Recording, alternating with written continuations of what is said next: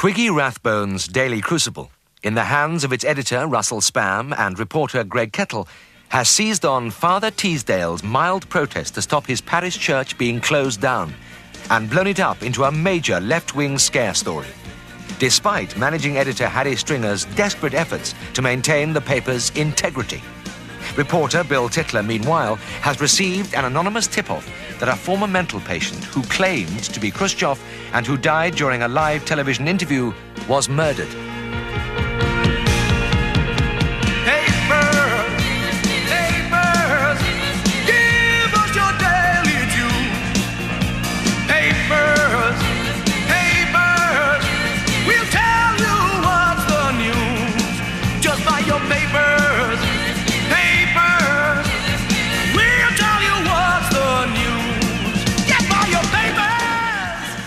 I wouldn't wrap chips in this edition, Russ. Why are we going on and on about this poor man, Father Teasdale? 20 things you never knew about the Pink Padre. 1, he was born under the same star as Lenin. 2, his dental records are remarkably similar to those of Ho Chi Minh. 3, he has never formally denied being a member of the Baader-Meinhof gang. It's hard facts, Harry. It's not for us to brush truth under the carpet. Harold Stringer. What, now, Mr. Rathbone? Only I'm in the middle of some very pressing... Yes, all right, in your office. First-rate job, Harry. This edition marks a new pinnacle in journalism. I'm very flattered, Mr. Rathbone, but I really don't feel it... Flattery is the floating cockroach in the milk of human kindness. I didn't come here to butter you up. Take a look at this. That's spitting image, isn't it? Sunday's episode. I'll just fast forward through and stop it anywhere at random.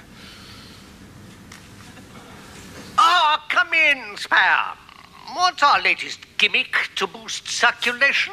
Well, how about this one, your most twiggy Rathboneness? As from tomorrow, with every copy of the Daily Crucible, you get a free naked lady. Naked lady.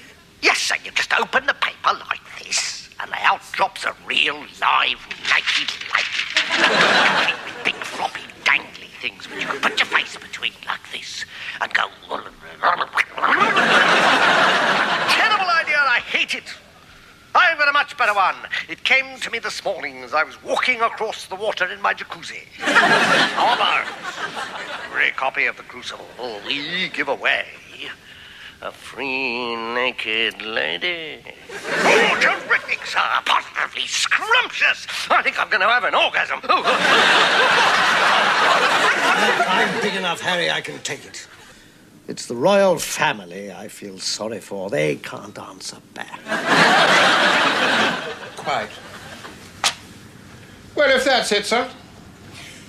I'm scared. I have a lot to do. That kind of savage caricatures water off a duck's back to me, Harry. I shan't be after the blood of those Oxbridge rejects with their schoolboy humour. I can take a joke. Morning, Mr. Rathbone.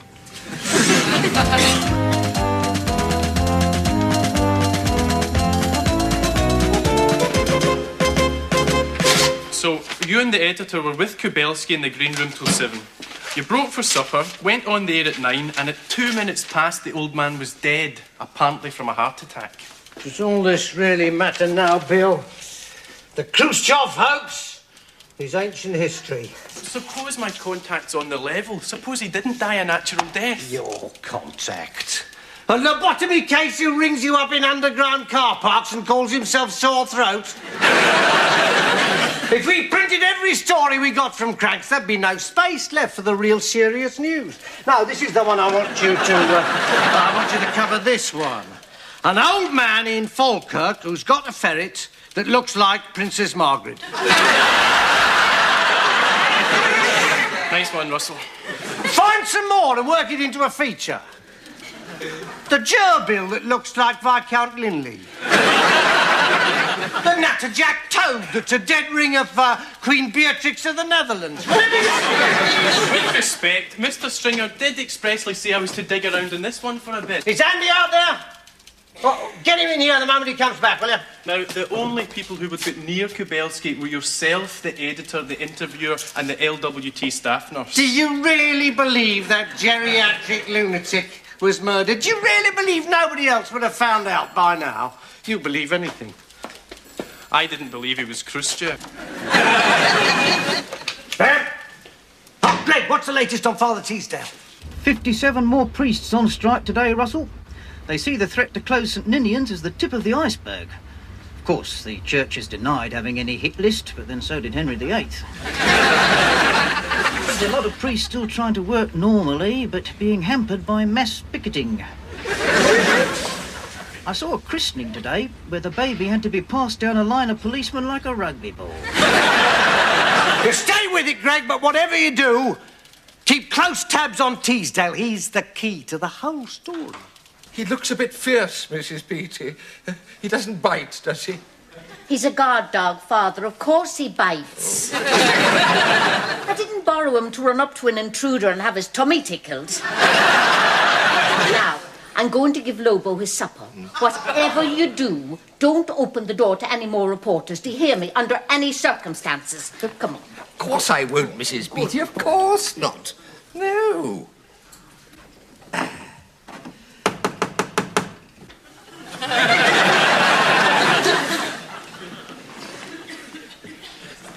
No, please go away. Go away!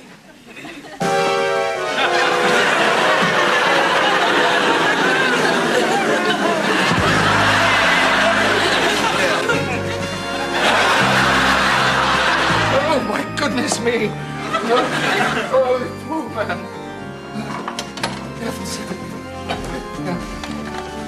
Father, what are you doing? He's having a heart attack. We must wrap him in a blanket and get an ambulance. Let me in!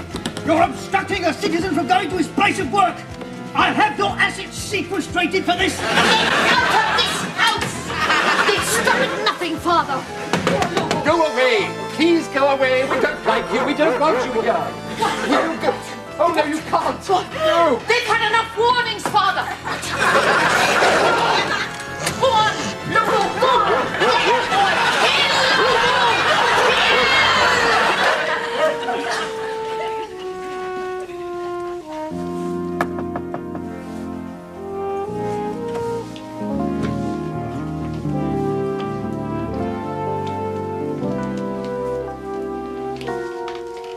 Sorry to trouble you, nurse. My name's Bill Titler. Mr. Titler, Look, I'm frightfully busy. I can't possibly talk. Well, no, actually, this time I came to talk about... Mr. Kubelski, yes? Well, I suppose someone told you I gave him an injection before he went on the air. All right. Yes, I did. What of it? There's nothing sinister in that, is there, Mr. Titler? Why does everyone keep hounding me? Look, for Christ's sake, leave me alone. Ah, sorry to drag you from your work again, Harry. This seems to have been delivered to my office completely by mistake. Looks like a freelance submission for a TV column. Libby Molesworth, bitch of the box. Breezy and biting, she comes out fighting. At a glance, I'd say it was well worth inclusion. A good comedy show on TV is like a drop in the ocean. Spitting Image is like a plop in the lavatory. The low spot of this week's show was a cruel and ugly rubber dolly purporting to represent the fine aquiline features of Mr. Terence Rathbone, the distinguished millionaire philanthropist. Lampoon it may be, but lampoons are the embarrassing understain on the fabric of society. He pulls no punches, Harry. Quite. We have a slight problem here, Mr. Rathbone, in that the NGA have a worked rule on at the moment over manning levels. And if, heaven forbid, sir, Ms. Molesworth turned out not to be a member of the NUJ, I'm afraid they'd simply refuse to set the copy. Besides which, if we did run the column, there are some malicious-minded people who might think we only printed it so that you could get your own back on Spitting Image. Finish the thought, Harry. I've no axe to grind with that heap of excrement. So, if that's all, sir. Only I do seem to be spending an awful lot of my time up here just lately, when really I ought to be attending to matters on the paper. I agree, Harry. Next time, don't bother me unless it's important. Good morning. Supposing someone did want to bump the old man off, they get the studio nurse to slip something into his insulin jab, then put the frighteners on her to make sure she doesn't talk. Yes, but how don't you ever stop eating? No disrespect, but this is just the sort of deep scandal expose I cut my teeth on as a cub reporter for the Oswestry Comet. You see, the first question you've got to answer is, if Kubelski was poisoned, why didn't it show up at the post-mortem? If only there was some way we could find out what was in the pathologist's report. You could try reading it. That's one possibility. How did you get hold of this? Made down the coroner's office. As you can see, cause of death, heart failure. Might be worth having a word with the doctor, though. I thought I'd pay him a call tomorrow morning. Yes. Right. Very impressive, though. I suppose Kettle's still out on the Teasdale story. I think he's found some new angle on it. That's what worries me. A short history of werewolves. The werewolf a serious study. Lycanthropes and man-beasts, do they exist in modern society? No, ridiculous. Even Kettle couldn't work these into a newspaper story. So, in the last 25 years, that's 548 legs of lamb, 139 necks of lamb, 274 shoulders of lamb, 141 lamb's livers.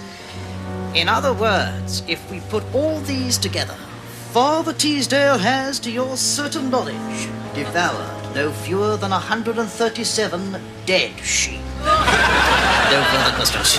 Out of the way, please, ladies. Her Majesty's press.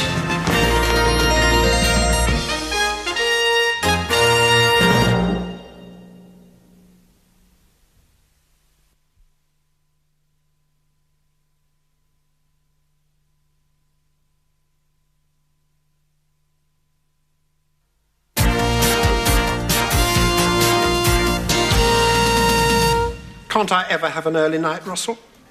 Can't I ever leave this building before the presses roll without you committing this sort of front-page atrocity? I agree, Harry. The layout's an abortion. We were pushed for time. I'm not talking about the layout, Russell. As you well know, I'm talking about this. Ted the Red in Wolfman Riddle. Greg Kettle probes the ghastly goings-on in St. Ninian's churchyard. Speculation was growing today that militant left-wing clergyman Father Teasdale may be hiding a grim and grisly secret. I offer no rational explanation for the macabre events that transpired when I called on him 2 nights ago. Let readers judge for themselves. Fact. Seconds after Teasdale had disappeared from view, a hideous, wolf-like beast materialized in the doorway and tried to savage me to death. Fact. Teasdale and the wolf-like creature were never seen together at the same time. Fact. It was a night with a full moon. Fact. The wolf was still wearing a dog collar. The word flimsy seems woefully inadequate, Greg. I agree, Harry. It's sensationalism for sensationalism's sake. The Crucible's duty is to give fair, unbiased coverage to all citizens, be they rich or poor, black or white, human or werewolf. Precisely. That's why he is not a werewolf. There's no such thing as werewolves. I want a full retraction on this in tomorrow's paper. And no arguments. You see? Look at this. Letters of complaint flooding in already. I was appalled by such callous treatment of such an innocent man. Yet a spiteful attack that charted new dimensions of bad taste. I refer, of course, to the hideous puppet of Mr. Terence Rathbone that polluted the nation's TV. Are all these letters about Spitting Image? Came in this morning, 3 sackfuls of them. They all seem to be in the same handwriting. I'm no expert, Harry. And there's no address on any of them. You know our rule, Russell. If we can't check them out, we don't publish them. Are you sure you don't... Spike them. Greg, I want a word. So, you examined Mr. Kubelski's body, Doctor. What exactly did you come up with, then? Come up with? It was a post-mortem, Mr. Titler, not a lucky dip. One follows a precise procedure. First, you fold back the skin and muscle, so, and expose the thoracic cavity. Then you look at the heart. As you can see, this is a perfectly sound and healthy one. That's lucky then, eh? No problem with the pumping action here. Now, just you give that a squeeze.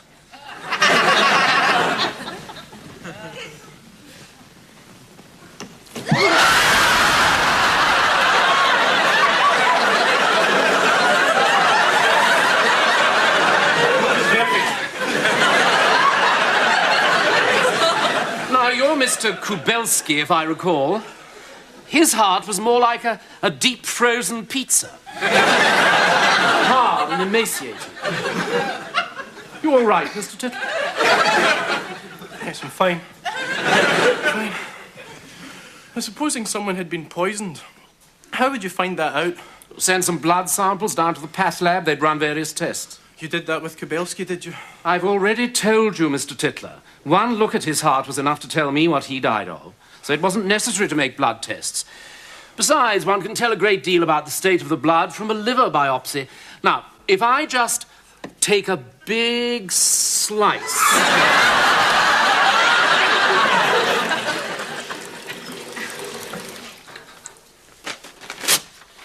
First time you've examined a dead body, I take it. Well, I did once interview Selina Scott. Yes, it is. Well, if I've answered all your questions... Yes, thanks very much for your help, Doctor. Oh, sorry, there was just one thing. Kubelski was, of course, a diabetic. That had nothing at all to do with his death. You know, lack of, whatever it is, insulin. You're certain about that? Perfectly certain. There was no evidence of insulin deficiency at all. Well, how do you know if you didn't carry out a blood test? Oh, of course, the studio nurse. She'd only just given him a fresh dose half an hour before, hadn't she? Yes, that's right. Oh, how you stick this job beats me, Doctor. You know, half an hour I've been here and it's already affecting my brain. Do you know, a minute ago, I thought I saw that corpse over there move. Pathetic, isn't it? Anyway, bye. Thanks again.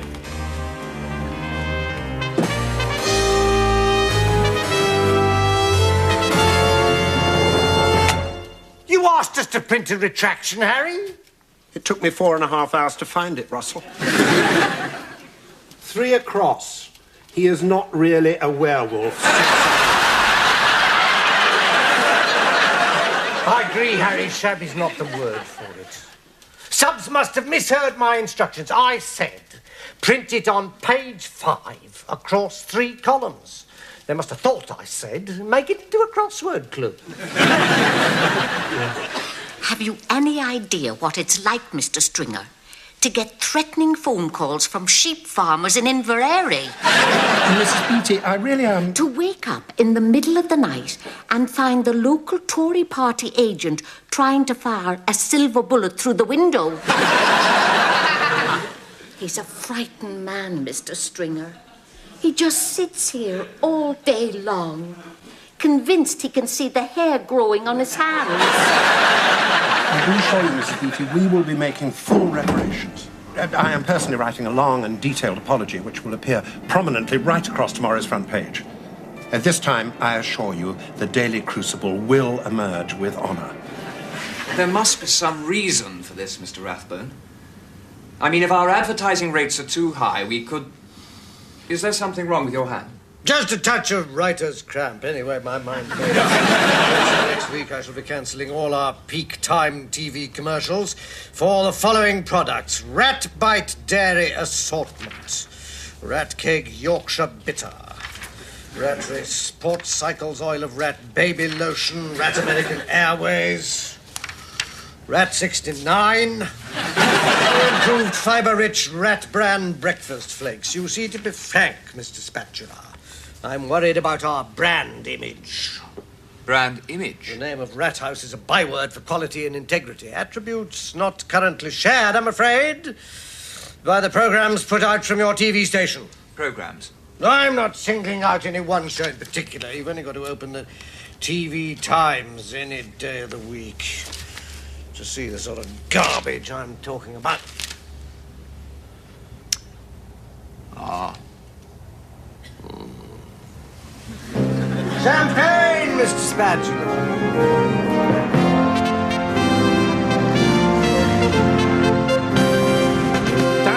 yourself, Harry. It could happen to anyone. How could they do this to me, Russell? What does it look like?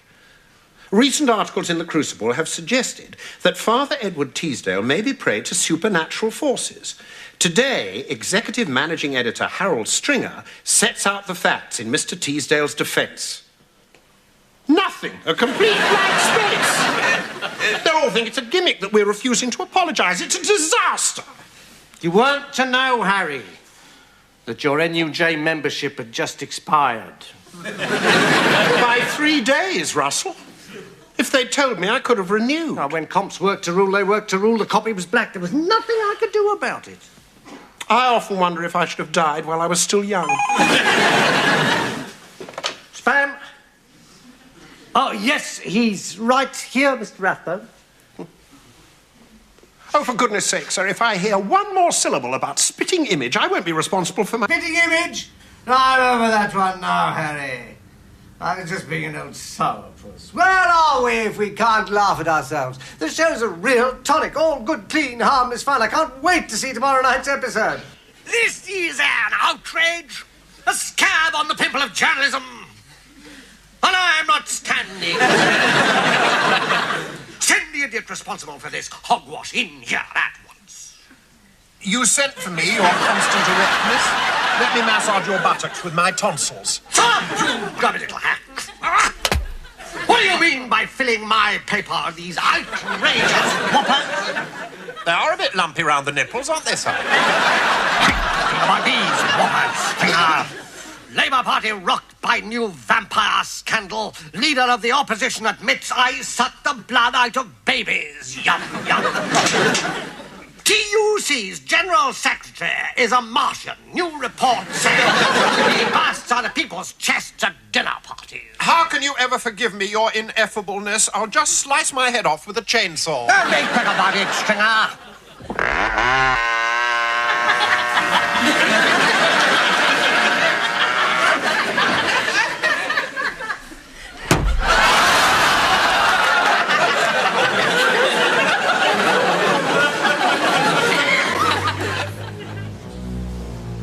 What have you found out so far, Mr. Titler? Approximately bugger all. The nurse who gave the old boy the injection's too scared to open her mouth, and the pathologist who examined the bodies almost certainly faked the report to make it look like a natural death. It's a bloody brick wall everywhere I go. And quite frankly, I'm getting a bit pissed off lurking around here in the dead of night like something out of Smiley's People. I wouldn't mind the answer to a few questions. Like, who's the bloke with the shoes who keeps getting to everyone before I do and nobbling them? You will have to be careful of him, Mr. Titler. He is a detective. He works for Special Branch. Terrific. Can't you see it yet, Mr. Titler? How big this is? Ask yourself, who would have this many people in his pocket? Who is there with the power, the influence, the money? Yeah, all right. How about the answer to this one? Who are you? And how come you know so much about all this anyway? And... Hello? Hello? Sore throat, is it now? Now don't tell me you've been discussing our little affairs with the newspapers. That wasn't awfully sensible of you, was it? Stay away from me, Keith. Stay away from me. Don't do that, Keith. No, don't do that. Don't do...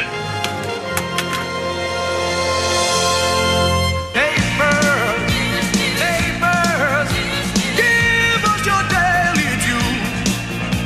Papers, we'll tell you what's the news. Just buy your papers, we'll tell you what's the news.